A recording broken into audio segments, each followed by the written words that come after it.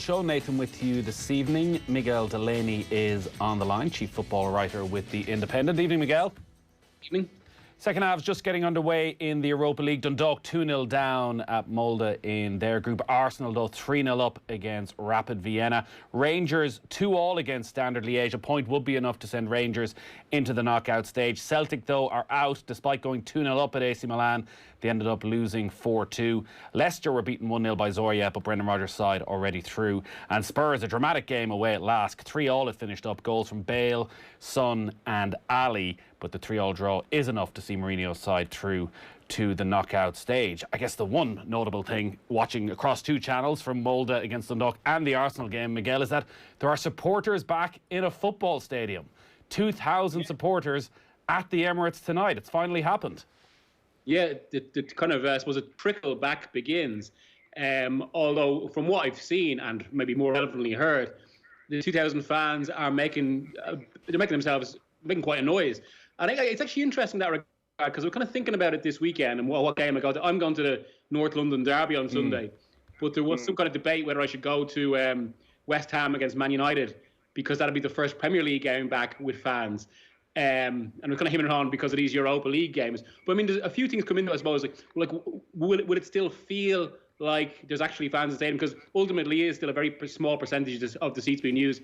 Even from a television perspective, would they actually put on the fake crowd noise when there's too few people? Yet already you can see that even this low numbers, and it is probably connected to the fact it's been so long without fans back, and the fans themselves are so desperate for this and to kind of have to show their impact, that it's been there's been some proper atmospheres created. The strange thing looking at the Emirates, and as far as I know this is going to be a similar situation in most grounds this week, is that all the supporters seem to be in the one stand, in the one part of the stand, albeit socially distanced by 2 metres, but it's not 2,000 spread all the way around the stadium. Maybe there's a cost implication of opening the entire stadium, but a similar situation as far as I know at Anfield against Wolves on Saturday, that the vast majority of the supporters are going to be in the Kop rather than actually spread around the four corners of the ground.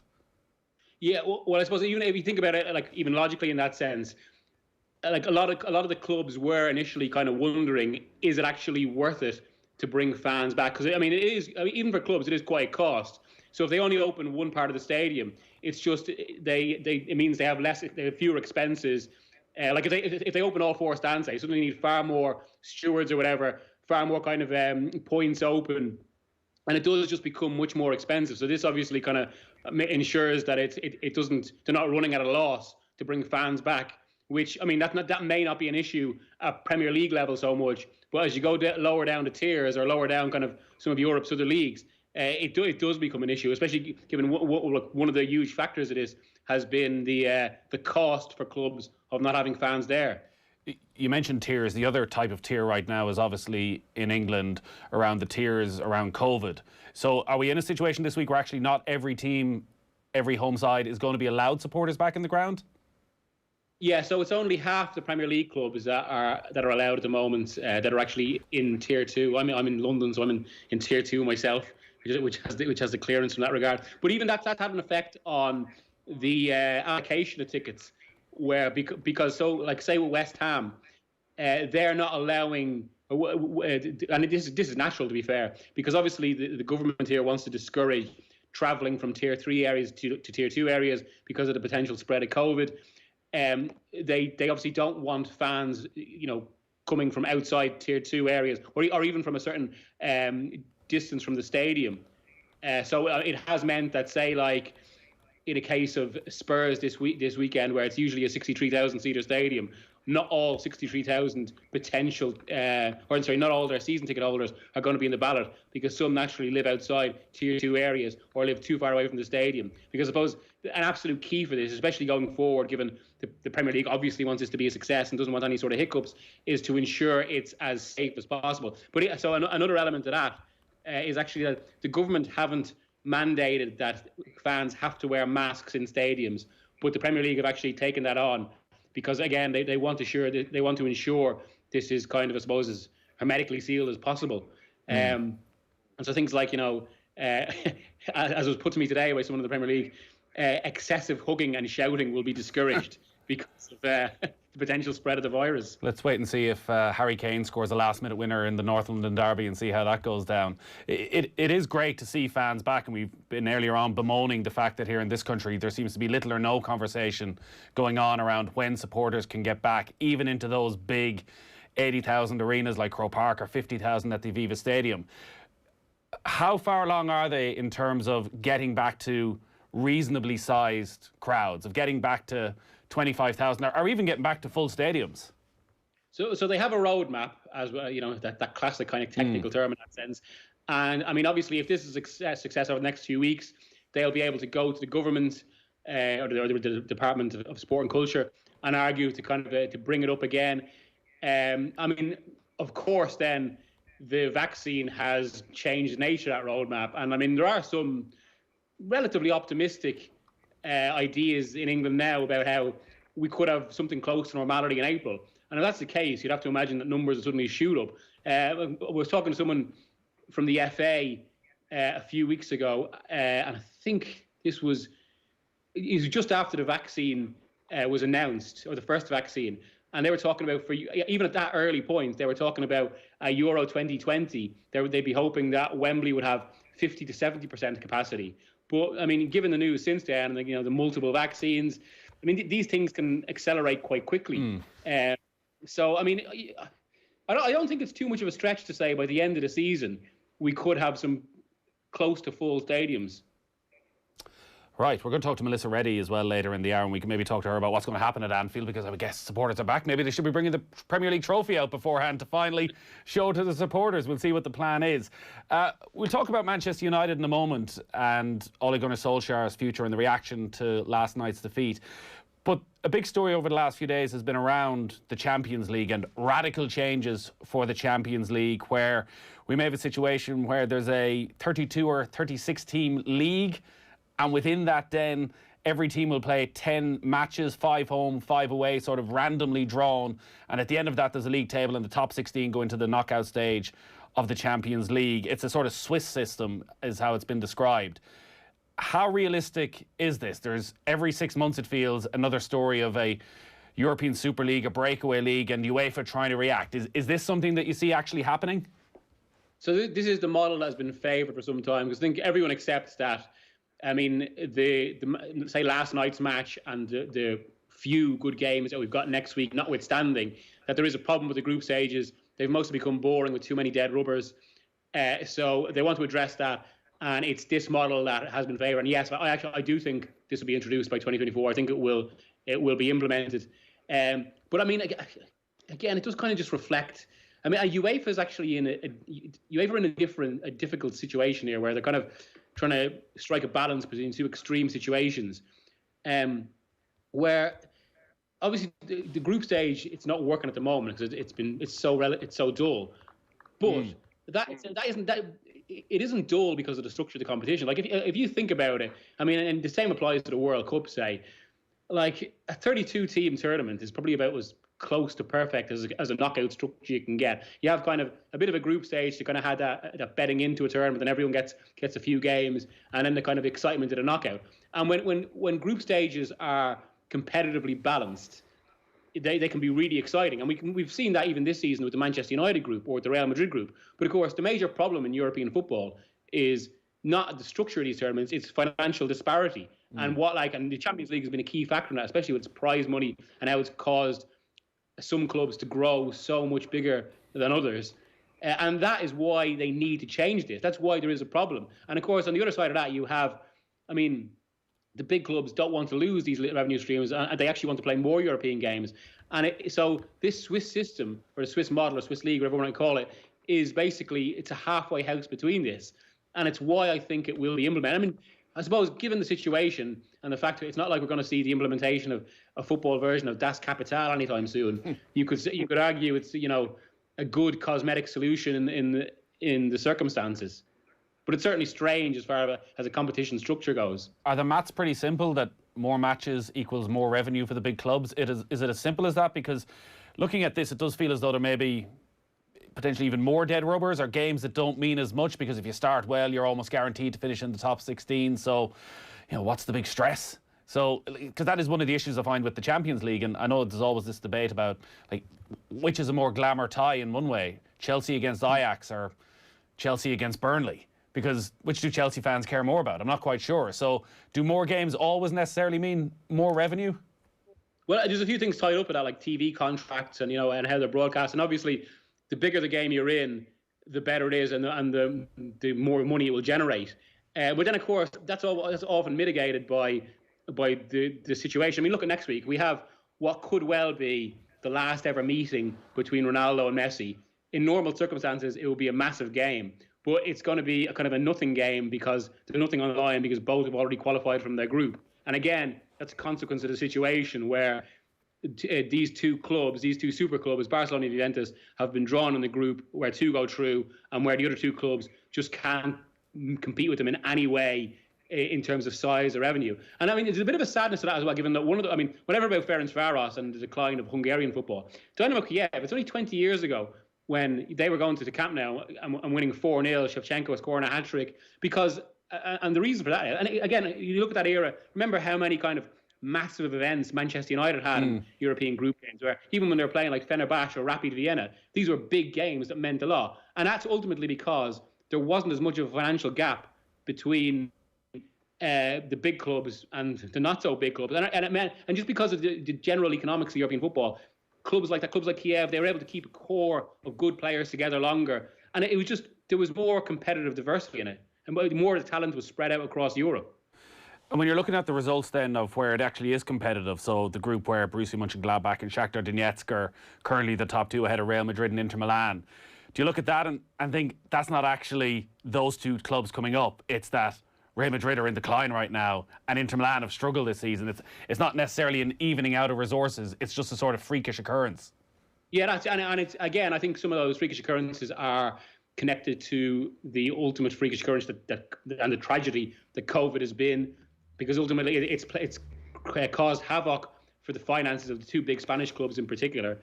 But that's basically, I think you're right there. I mean, these clubs are basically dependent on kind of freak distortions for the playing field to be leveled. And I do think that's the only reason why, if you look at the European leagues right now, most of them, they're a bit more balanced than usual. And even we've had, like, the Premier League has been a bit more unpredictable than usual, basically because just the usual order has just been distorted a bit. Even like the calendar is more congested and everyone's kind of adjusting to it. What would this mean for English football? What would it mean for the Premier League? Not too much, I suppose. I mean, because I think key in these negotiations were the English clubs didn't want to. I mean, for all the talk of kind of breakaways and all that from the project Big Picture, the English clubs realised they've got quite a good situation in the Premier League in general, certainly for them. So they don't. It was never really.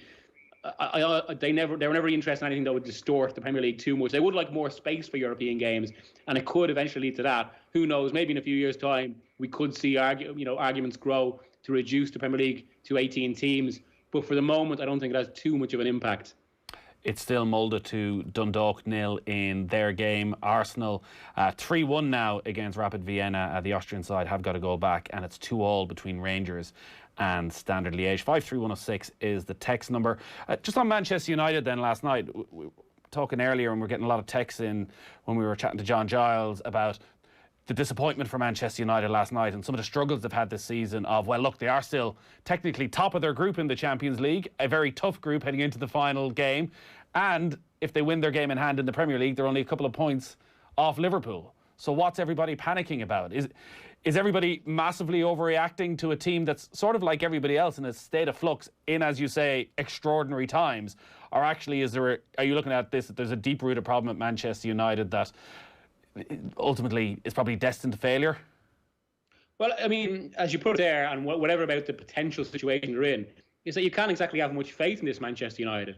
And the Champions League season sums it up. I mean, yes, they're top of the group, but from a situation where they won their opening two games, one of them the most difficult game they're going to play, it's actually remarkable that they suddenly got themselves into circumstances where they could still go out on the last day.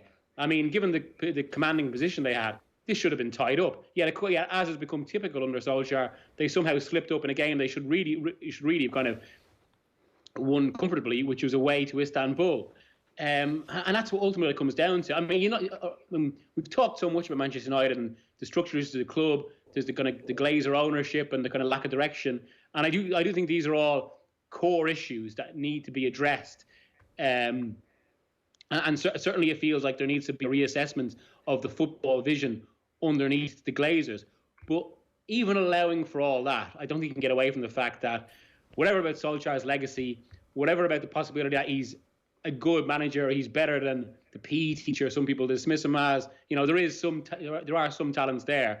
You just don't feel he's ever going to be a top-class manager. And it does feel surprising that a club like Manchester United are basically persisting with what is a punt or an experiment based on emotion when they should really be going out and getting one of the best managers possible, some of the best talent around. And I suppose you could argue that last night summed it up as well, because Solskjaer made an error that anyone else could basically see needed fixing. Solskjaer is not sitting alone in that dugout. He has Mike Phelan there, who's obviously vastly experienced. Michael Carrick is part of the coaching side. From what you've seen, been around Manchester United and what you know from inside the club, how much input do they get into what Solskjaer is doing? Well, from what I'm told, Solskjaer he's a delegator in that sense. And he himself doesn't do too much hands-on coaching. He concentrates a lot on kind of the tactical approach and the motivation or the psychology, however you want to put it, while it's very much McKenna and Carrick who concentrate on a lot of the coaching. But, I mean, you could argue that is maybe getting away from best practice models, given, how hands-on Klopp and Guardiola is. But then I suppose, these things, there's always a bit of shade of grey to these, because, when it comes to management, and you only have to look at Madrid and Zidane, it's really whatever works for the given club. And a manager that might be perfect in one situation might be totally imperfect in another, which is actually arguably happening with Zidane now, given he was great to oversee a team at their peak and full of talent, but maybe not one for an overhaul. That would suggest that at Manchester United, again, probably going back to that footballing structure under the Glazers, because they've tried the emotion of Ole Gunnar Solskjaer, they've tried Jose Mourinho, Louis van Gaal, David Moyes, they've kind of tried a little bit of everything, and none of them have really worked. I don't think, to put it quite harshly, I suppose, I think they've basically gone for two managers that were past it and two managers who never had it. One of those managers is top of the Premier League right now. Again, in a distorted situation, and after 10 games, I have to say, Mourinho deserves huge credit for the resurgence at Spurs, but also let's see how it plays out a bit longer. I remember talking to someone someone connected to Everton after the first weekend of the season, and they were surprised at how basic Spurs played and how predictable they were. So we'll see. But yeah, the other side of Mourinho as well, to be fair, when he did take that job, it felt like there hadn't been enough of a break between his disastrous last season at Chelsea and taking that Manchester. So it always felt he just wasn't the right fit at that time for Mourinho. So I don't think since Ferguson's retired, United have appointed someone really kind of, and I think what they ideally want is a manager just on the kind of upward curve of his career, close to the peak, and who kind of, I suppose, displays the best in modern game. And I know they tried to get Klopp before Liverpool did. And it's amazing how football history kind of goes in these cycles. But after so long where Liverpool were looking for their own Paisley or Shankly or Ferguson-like figure and eventually got Klopp, now it feels like Manchester United are back in that kind of cycle and they could do with a Klopp figure of their own. Going back then to underneath the Glazers, the talk of a director of football seems to have gone very quiet over the last few months. Is there still a plan there to put a director of football in place? And do they have the know-how at that level of Ed Woodward, at that boardroom level, to actually pick the right director of football? Why has it ended up taking so long? It's 2 years and 3 months, I think, since that report. It was August 2018 when that story first came out that they were going to employ a director of football. And Mourinho wasn't exactly too happy with it at the time. I think it was one of the reasons that led to Mourinho's ultimate departure. Now it feels like United have gone back and forth in this. Like, I've spoken to people that have been contacted by the club, because I think to be fair, they have done a lot of research on the issue and sounded out a lot of kind of football voices. But then, from what you hear from Ed Woodward, I do wonder as well whether he considers Solskjaer one of those managers that is almost kind of these overall man. I mean, there's a story that Woodward tells people where the day he realised that Solskjaer was one of the figures for United was when he walked by his office and Solskjaer was looking at his potential United team in 3 years' time and the vision of the club and all this. So I do wonder whether while Solskjaer is there, they're worrying about kind of encroaching on that, and they see Solskjaer as kind of a overall overseeing holistic manager in the way that Ferguson was. But then, of course, the flip side of that is, and it feels like United, they're in a bit of a cycle here where under Solskjaer, because of the finances. I mean, I did a piece in this last week. In the modern game, when you have the finances that of a club United do, you're never going to get below 60 points in any given season. There'll always be enough individual quality to get you through. And then Solskjaer has a bit of input himself on top of that. But so we've got into this purgatory where United are going to have good games under Solskjaer and big emotional moments, but it's never really going to be good enough to challenge for a title or maybe win one of the major trophies unless somehow they fluke a Champions League and like Chelsea did in 2012. But on the other side, it's never going to get quite bad enough to go into sort of like, a negative spiral where they're like 8th in the table and it's obvious that Solskjaer has to get sacked. And it feels like to get through that, it feels like it would need proper footballing intelligence to see that they're in this sort of situation, on this kind of plateau that they don't look like improving on. It did feel as though the defeat to Spurs was a bit of a turning point, though, that you'd now got to a stage that nobody truly believed anymore, that they're always one game away from crisis. And the next week could well be that. If they were to lose in the Premier League at the weekend and they end up losing in Leipzig and they're out of the Champions League, that then they're in full-blown crisis again. Is he under pressure in that case? No. He's not? I don't think he is, no. And I think especially the relative success in this group, if he gets through the group stage, which he should, it will take a Leipzig win, but that's without Upamecano, sorry. They should still have enough, although if they go out of the Champions League, it could cause a few complications. But Woodward really likes him. The club wants to back him. And I think, to be fair to Solskjaer as well, and someone connected to United was telling me this in the week after the 6-1 to Spurs. They were basically saying, watch what happens next, because that will tell you how invested these players are in Solskjaer. And to be fair, it would have been very easy for it all to collapse after the Spurs game, as it did in the Spurs game. Whereas what they did play for him, and they got big results after. And that's one thing you keep hearing.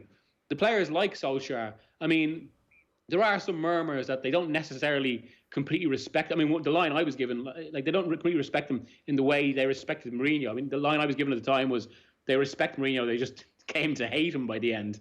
I think that's passed a bit now, obviously. Whereas with Solskjaer, they knew Mourinho was fundamentally a good manager. With Solskjaer, it's not quite the same thing, but they all like him, and he gets a response out of him in that way. There is an emotional investment, and that can go a long way sometimes. Yeah.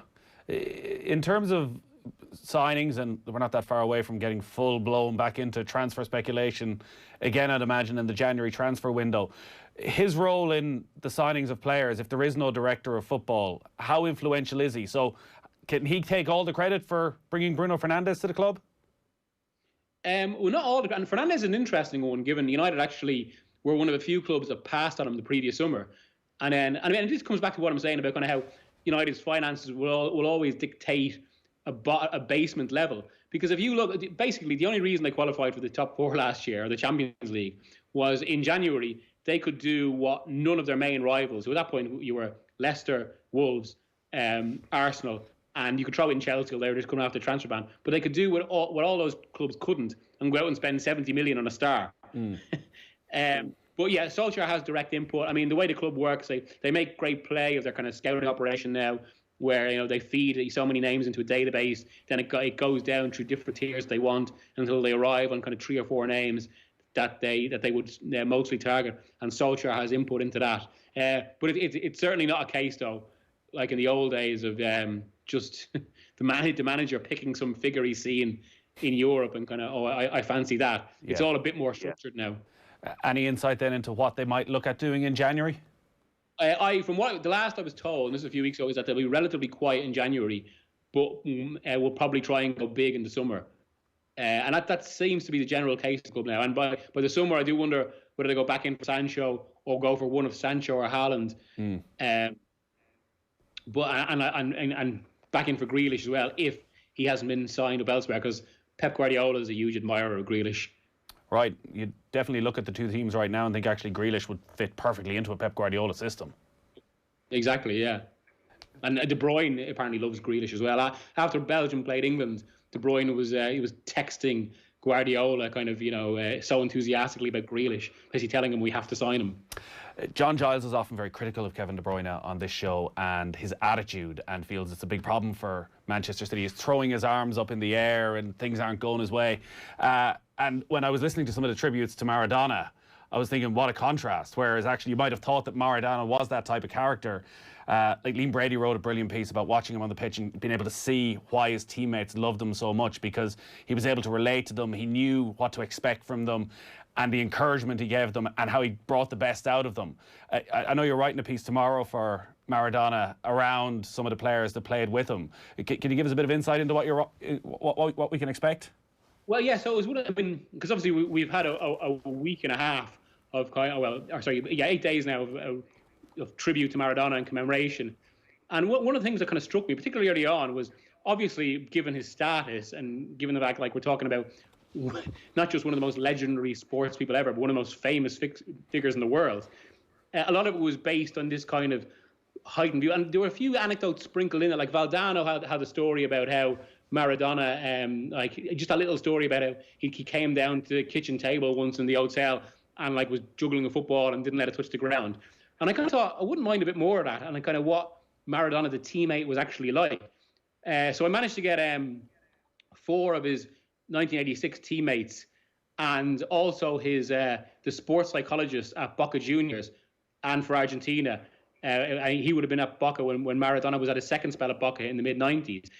I just kind of, suppose, wonder what Maradona, the teammate, was actually like, beyond this kind of what ultimately, I suppose, is almost this sainted image of him a footballer anymore. And I suppose in my mind as well, I mean, when you think of talents that are that good, at this point, I think we're probably all a bit coloured now by the portrait of Michael Jordan, because I've never seen an investigation into kind of, I suppose, godly sporting talent, if you want to put it like that, as complete as The Last Dance. And one of the messages it felt like from The Last Dance was basically the price of, or really, that sporting immortality comes at a price, which is that there's a lot of tension and they're not necessarily good people to be around. Whereas, I mean, I put this to a few of his players, like Nico Clausen, one of the players in 1986, and I literally referenced The Last Dance to him, and he goes, no, he was total opposite to Michael Jordan. Right.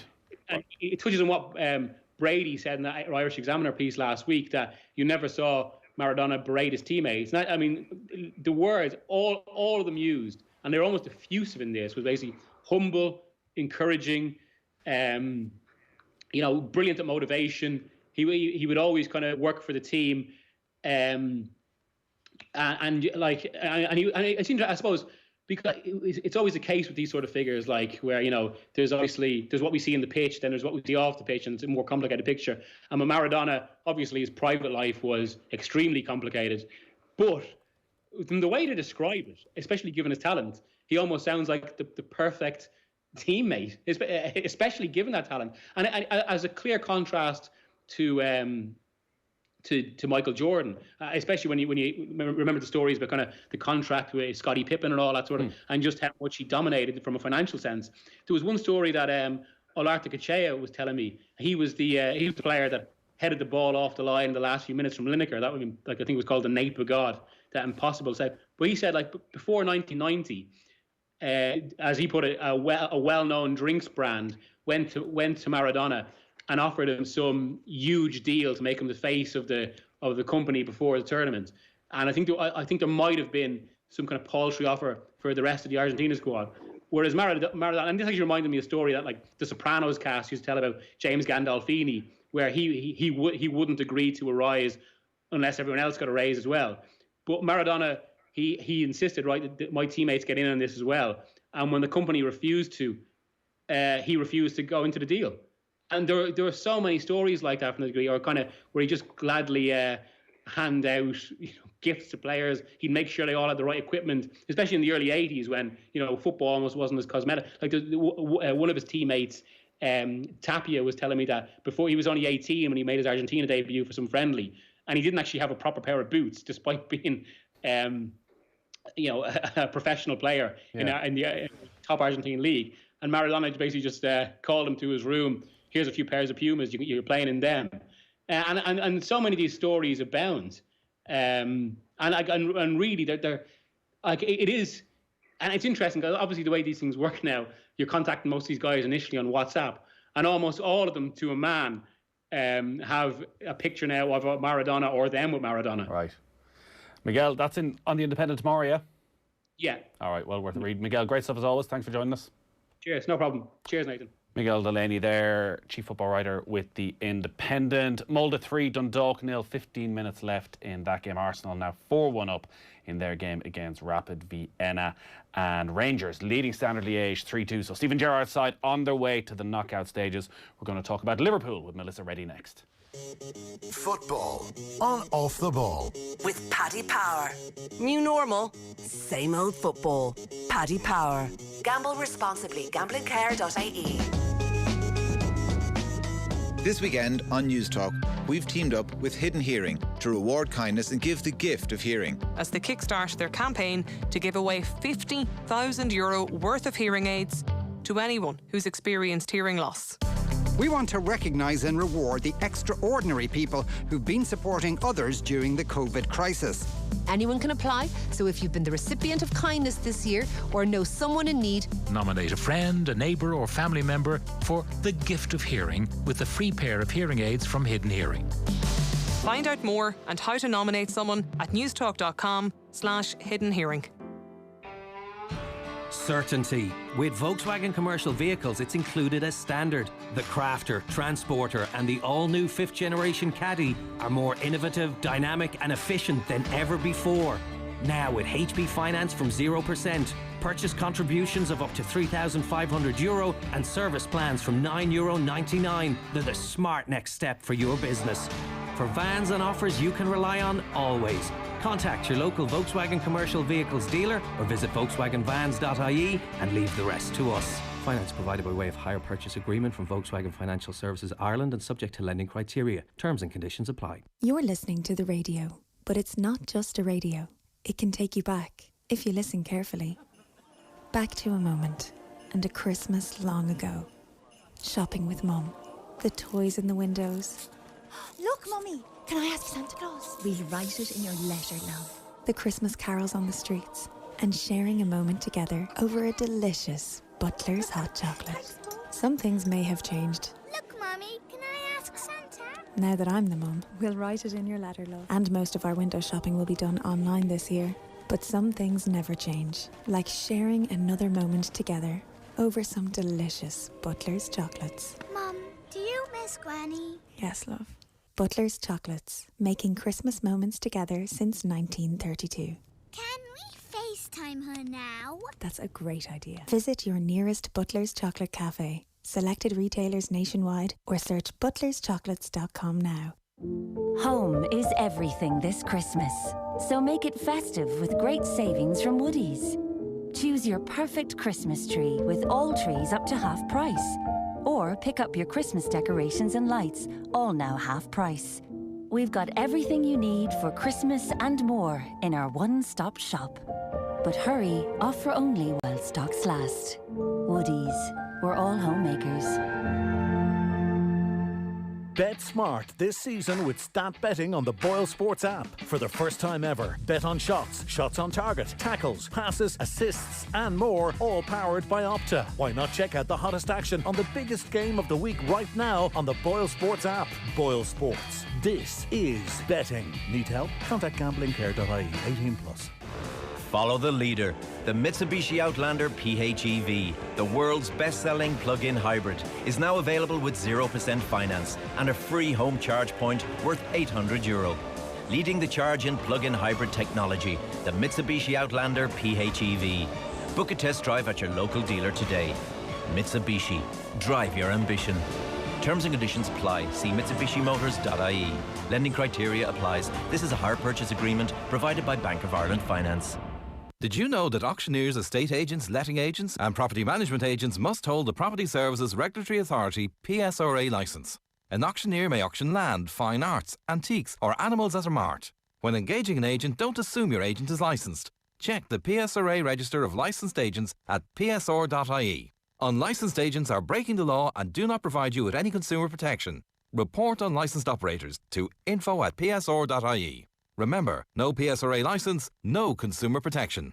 Football on Off the Ball. With Paddy Power. Gamble responsibly. Gamblingcare.ie. It is Thursday's football show. Nathan with you until 10 o'clock. Really disappointing performance from Dundalk in the Europa League tonight. 3-0 down away at Molde. Arsenal 4-1 up though against Rapid Vienna. Arsenal, Spurs, North London derby is our live and exclusive commentary on Off the Ball on Sunday from 4:30. Myself and Brian Kerr will bring you that one. Now that I want to talk about Liverpool, I'm joined on the line by Melissa Reddy from the Between the Lines podcast and also the author of Believe Us, How Jurgen Klopp Transformed Liverpool into Title Winners. If you want to hear more on that, Melissa was talking to Ronan Mullen recently, and that is all up on our social channels now. Evening, Melissa. Good evening. I was just talking to Miguel Delaney there about the return of supporters tonight at the Emirates, and they're going to be back at Anfield at the weekend for Liverpool's game against Wolves. And I was just wondering, this is the first time the fans will be back in since Liverpool won the title. Is there any plans to mark that? It's quite uplifting, actually, just in a general sense, because although it feels bad to say this, because I am one of the fortunate few that has been getting to go to the behind closed doors games, it sort of felt like you were going, I don't know, somewhere sterile, like a hospital. It was so cold and stuff. And even though it's only going to be 2,000 fans, which will be in the Kop and the main stand, and they've, had to remove all the banners and stuff that was covering that area to give a sense of support. But the stadium has been primed in terms of social distancing, one-way systems, hand sanitizers all over the place. From, I would say, Project Restart, from the first time I went back into the stadium, you noticed that they were gearing it up to, when it was possible again, allow fans in. So all that has been there for quite a while. There's been a lot of conversations with medical experts, with local authorities, police and such. And actually, all Premier League clubs have done that. They've really gone quite in-depth into trying to make this work, because ultimately, with the amount of money they're losing and how soulless it feels without supporters, they want to get this right so the numbers can increase, so we can get to the point of having a full stadia again. There's obviously enormous interest in Liverpool in this country, but even more so this week with Kelleher making his Champions League debut on Tuesday night. Any word yet on Alisson for the weekend and whether Kelleher might get another run out? It's very unlikely that Alisson will play. That's what Jurgen Klopp was getting at. He said it's a hamstring issue. Usually we know it is a minimum of 10 days when it comes to that, and that's if you're lucky. So Caoimhin, I thought he made such a strong case to continue in goal, to grow and become Alisson's deputy.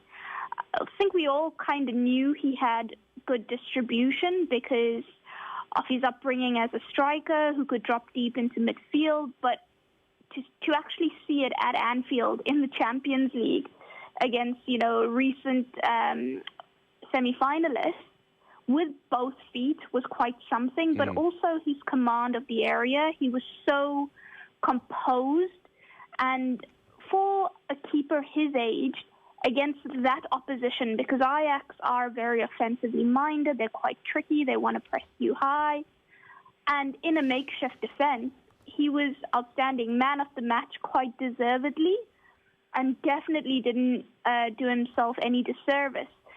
Wolves will be a much more physical threat, and maybe Klopp will be minded to use the experience of Alisson. But what I have noticed, the experience of Adrian. But what I've noticed is that with Adrian, there is not a sense of calm.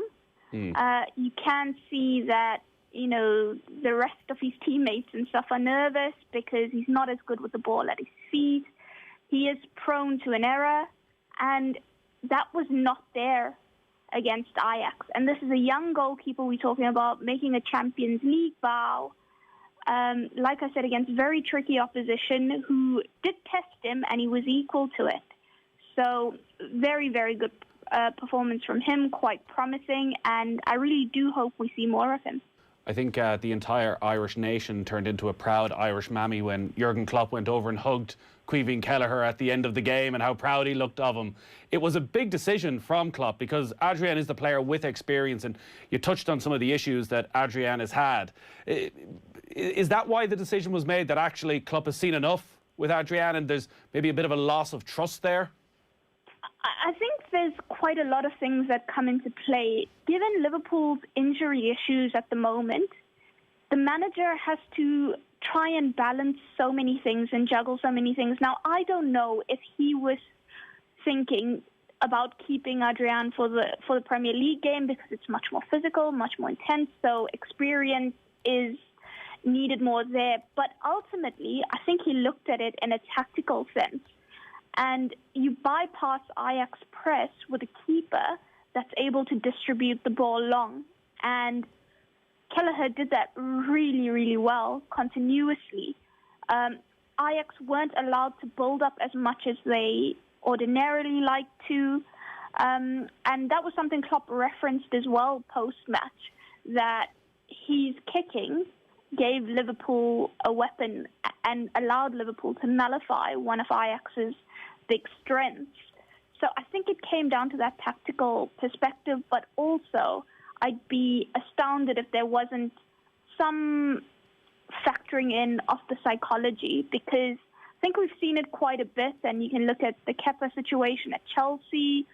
You can even look at Liverpool when it came to Mignolet and Carriot, who, when your teammates are expecting an error or wary of it or not quite comfortable when the ball is in the box or at your feet, you can tell by the body language, you can tell that they're not committing to what they need to do because they're concerned about what you're about to do as a keeper.